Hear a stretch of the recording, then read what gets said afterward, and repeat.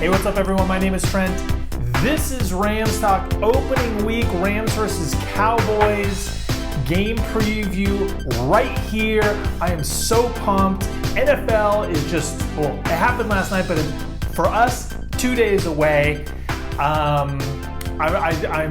don't even know what to say here. I mean, I feel like I have all these notes and all these things, but the giddiness is overwhelming. But I'm gonna try and stay on point. So first of all, a lot of new subscribers. Thank you for joining the Rams community. Great to have you. Keep the comments flowing for all the legacy subscribers and all the usual suspects. Thank you for watching and thank you for all the engagement. If you like what you see and you're new to this, there's a subscribe icon somewhere on the bottom here.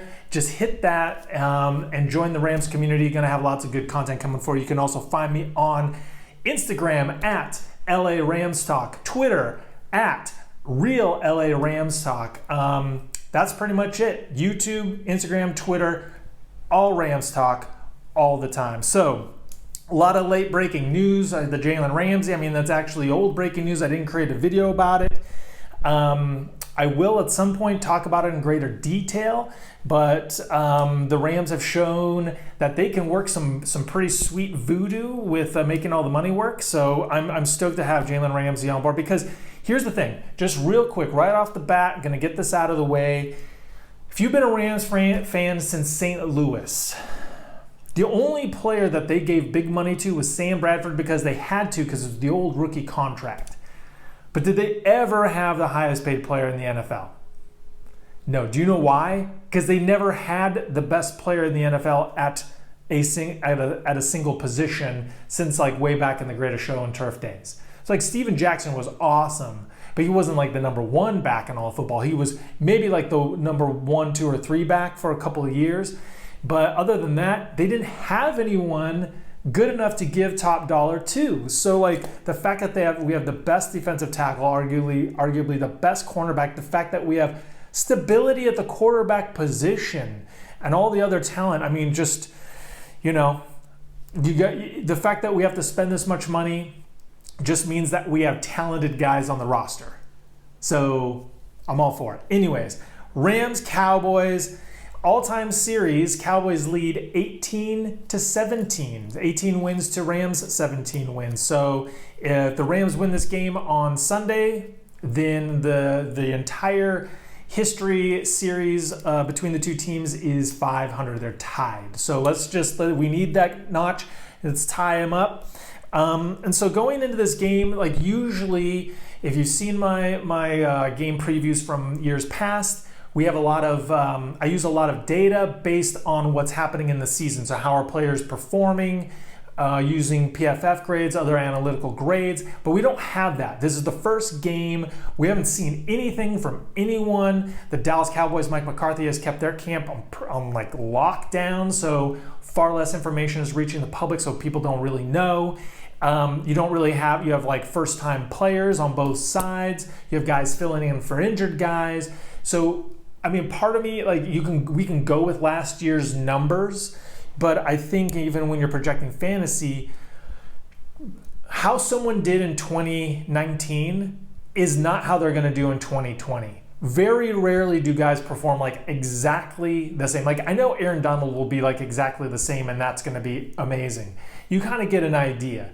But to say like Rob Havenstein on the Rams, just because he had a crappy year last year means he's going to have a crappy year this year. So it's not really accurate. He could, but I don't think he'll be as bad. I don't think he'll be that bad this year. So a lot of times when you're projecting guys, you don't take into account any possible improvement, any nagging injuries, schedule, like teams that they're playing. That affects a lot on how guys perform. So right now I'm just kind of going, general matchups based on kind of the eye test, if you will. So the first thing I'm going to talk about is continuity and coaching changes. So yes, the Rams have a new defensive coordinator, new special teams coach, and an offensive coordinator, but it's not as drastic as having a new head coach, which is what the Cowboys have. So you bring in a new head coach, you bring in a new defensive coordinator, a new special teams coach. Gone are Jason Garrett, gone are Chris Richard and Rod Marinelli, the co-defensive coordinators In is Mike Nolan as defensive coordinator, and we also know Bones Fassel as special teams. So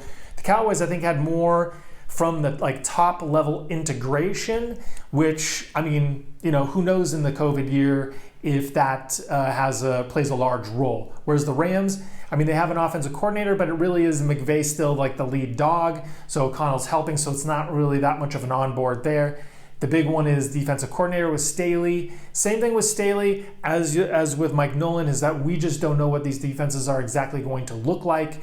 And so it's hard to really tell with any certainty, and especially with the players playing within that scheme. So from what I've heard from Dallas fans is that the new scheme from Mike Nolan will help the secondary, because the secondary is probably the weakest part of the Cowboys' entire roster.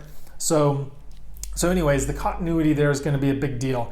Now let's talk about injuries. So the Rams, A'Shawn Robinson is out, Terrell Lewis is out, Traven Howard is out, but all that stuff kind of happened a while ago. So Terrell Lewis, an update for everyone, he will miss the first 3 games. So he was placed on the non-football injury list, 3 game. You can only miss you miss only 3 games, and he basically had a scope, a procedure done to clean out a possible infection from when he had his last knee surgery. So it wasn't, nothing new happened. It was just preventative. So hopefully he'll be back in 3 weeks. Traven Howard, that was a big one, but that happened a week and a half ago. So, I mean, that's also a big blow to the Rams.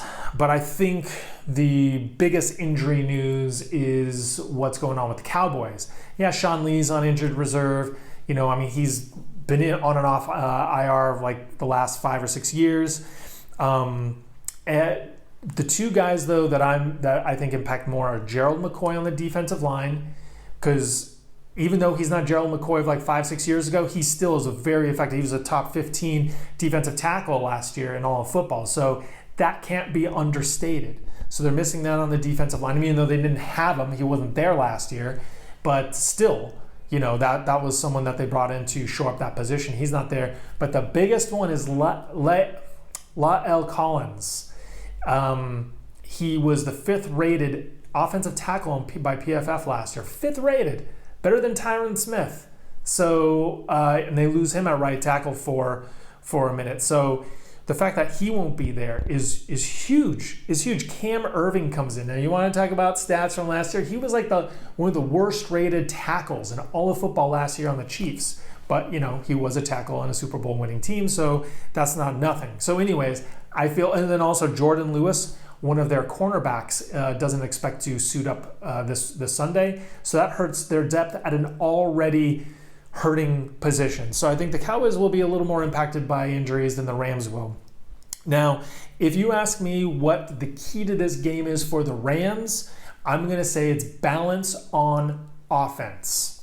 I'm not too worried about the defense. I feel like the Rams have the pieces to keep it close defensively. I don't see a blowout defensively like last year. The Cowboys are not going to get 263 yards on the ground like they did last year. I mean, that's just freakish. And the Rams also last year, let's talk about that real quick. In that game last year in December, the Rams were flat. There were 3 games last year, the Rams were totally flat. And that was one of them. Within 5 minutes, you're like, wow, unless they wake up, it's over. And so they got steamrolled that game. And when I say the key is balance, in that game last year, Jared Goff threw the ball 51 times for 284 yards, two touchdowns, and an interception. 51 attempts. Now, I know a lot of that is because they were playing from behind. But, they had the rushing yards were 263 for Dallas to 22 rushing yards for the Rams. Todd Gurley had 11 carries for 20 yards. The Rams averaged 1.6 yards per carry. The Cowboys averaged 5.8 between Pollard and Zeke. That can't happen. So when I say balance, the Rams, forget about the Dallas running the ball like crazy. The Rams need to have more than 22 rushing yards to 51 pass attempts.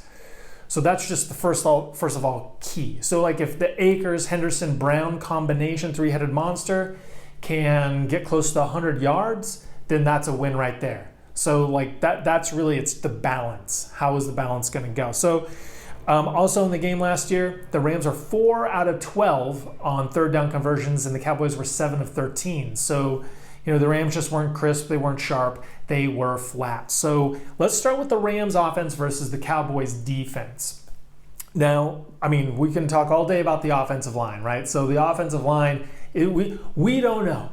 I can say that they'll be better this year than last year because they have guys coming back, more experience, and also like the plexiglass theory, like basically if a team or a position group or a player has such a dramatic fall one year compared to the previous year, or overplays like so incredibly, so much, I'm losing my words, but if it's like so drastic either for or against, then that means that the next year they'll come back down to earth or they'll get a little better. So I feel Havenstein he fell off the cliff so far that he's not that bad, he'll be a little bit better.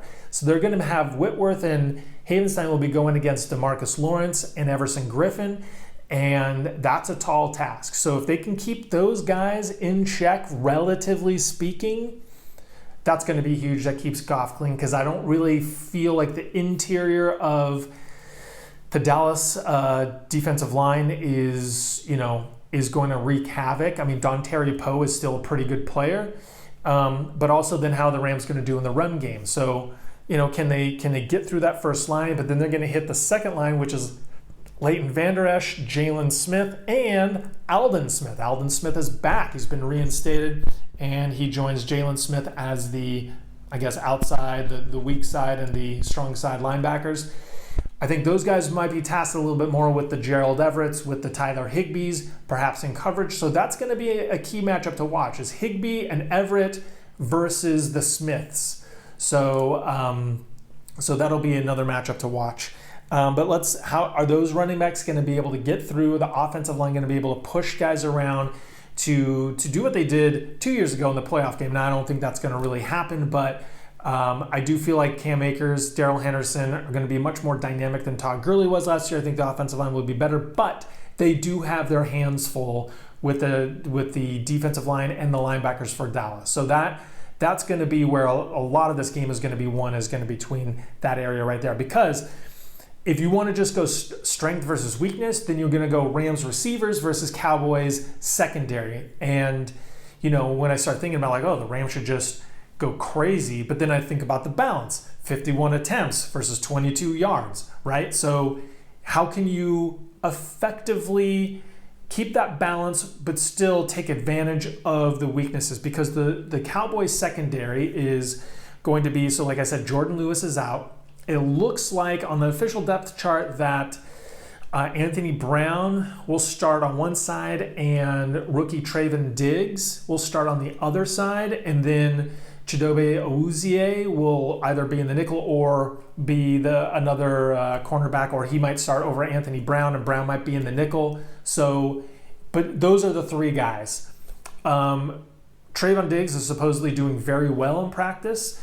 He's a good rookie, but how is he going to match up against Robert Woods or Cooper Kupp or Van Jefferson or Josh Reynolds? So I think our receivers have quite the advantage on their secondary, because they don't have Byron Jones anymore, and like I said, Jordan Lewis is out.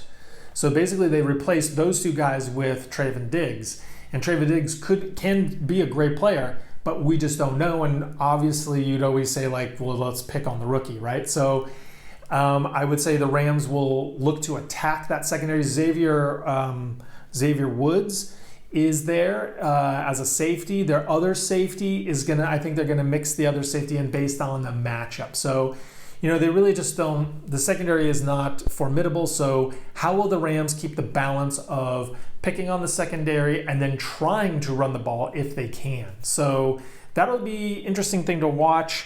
In terms of Goff, he just needs to be accurate, and he can't turn the ball over.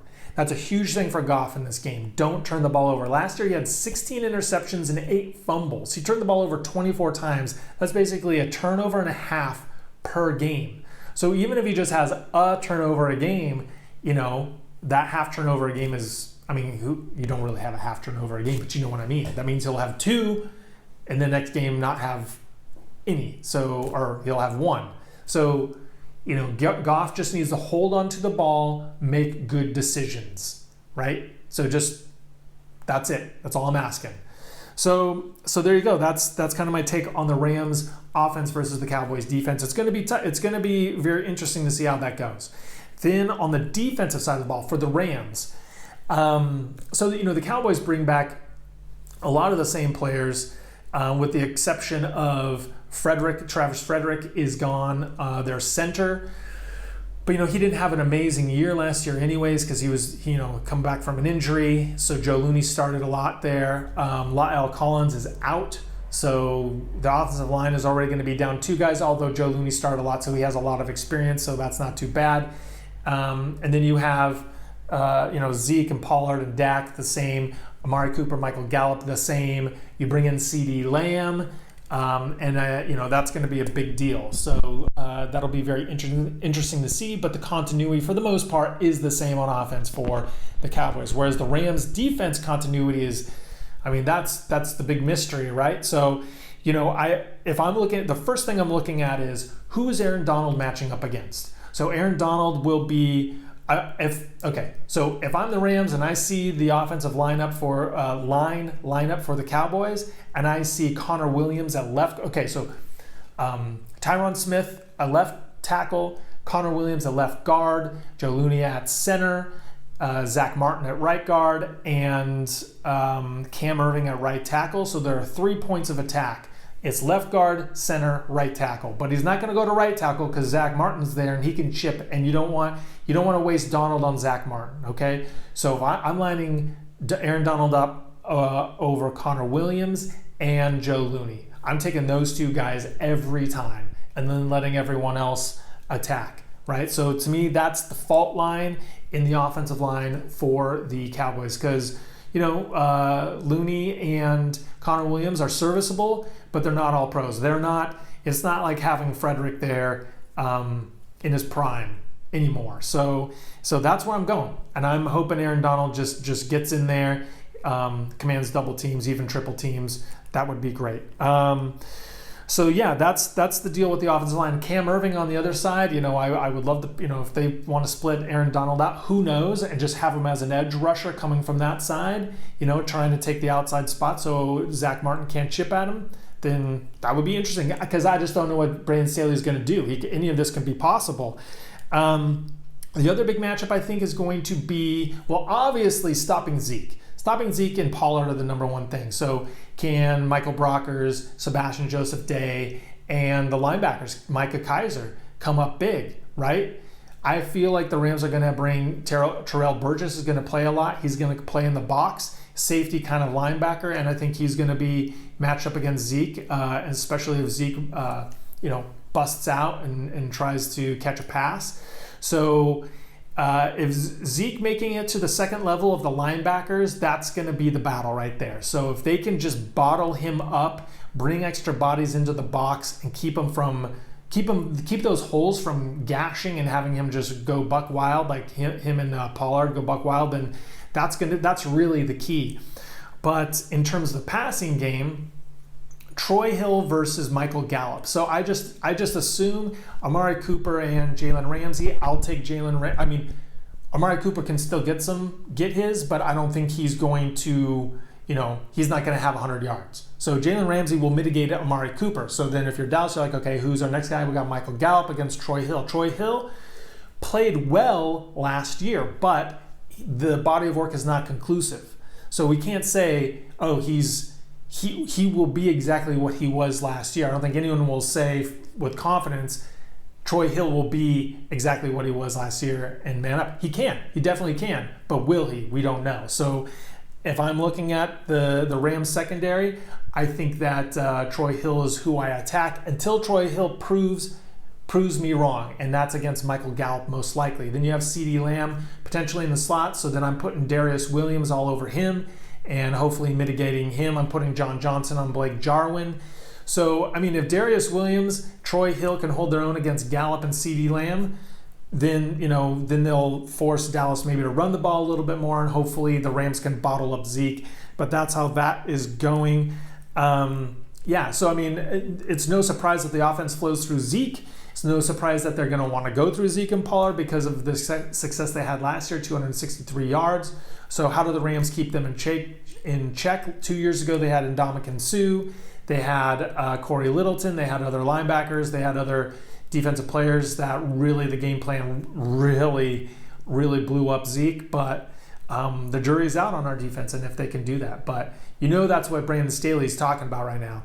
And what Brandon Staley's defense, Vic Fangio defenses are known for is switching looks. So when the quarterback looks at the defense and snaps the ball, all of a sudden the defense changes from what he thought it was. So if he thinks it's advantageous for Zeke, then it changes and it's not. So I think a lot of flexibility, but anyways, that's going to be a key matchup. Now the last one is the most fun one, but also could be the one that actually wins or loses the game for the Rams, and that's Samuel Sloman, the kosher cannon, versus Greg the Leg Zuerlein. Lots of love in my heart for Greg the Leg, but I hope he shanks it. I hope it's like Rams versus Seahawks last year. So that's super important. That could decide the game just as much as anything else, right? Could come down to a field goal, a missed kick, the mixed extra point, or whatever. So let's see. I mean, we don't know what Samuel Sloman's going to be. So just a lot of question marks for the Rams. It's hard to really see what we got. But I will say this: if the Rams lost and it was a close game, it wouldn't surprise me, right? Because this Dallas team has a lot of talent. It's not like the Rams would be, I wouldn't expect them to lose to the Cardinals, or the Redskins or the Giants.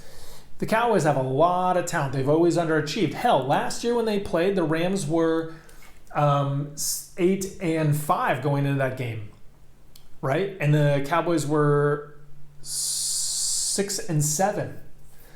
So the Rams actually had a better record. So anyways, this could go either way.